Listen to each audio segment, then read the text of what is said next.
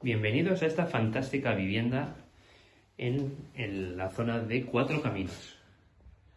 Se trata de una vivienda de 4 dormitorios, un cuarto de baño, cocina. Es una vivienda que necesita ser actualizada, pero cuenta con todas las comodidades.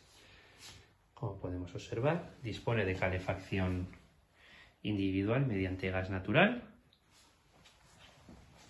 Ahí tenemos el pasillito en el que tenemos 2 armarios empotrados con estos fantásticos maleteros.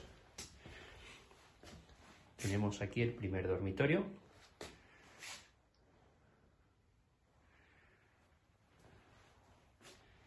Aquí tenemos el segundo, como podemos ver.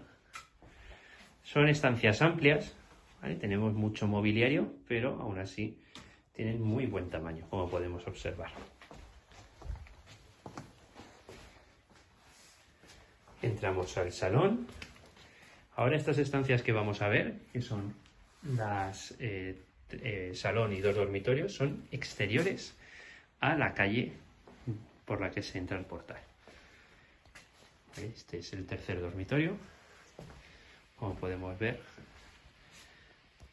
Vale, vamos a retirar la cortina para poder ver que se trata de una vivienda exterior. Es una tercera planta, el edificio tiene ascensor, la fachada acaba de ser rehabilitada.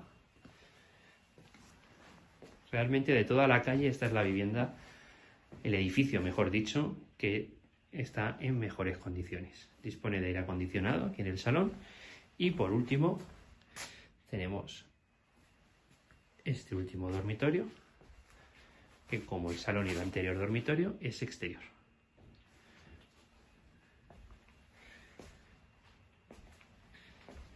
No pierdan la oportunidad de visitar esta fantástica vivienda. Llámenos y vengan a verla.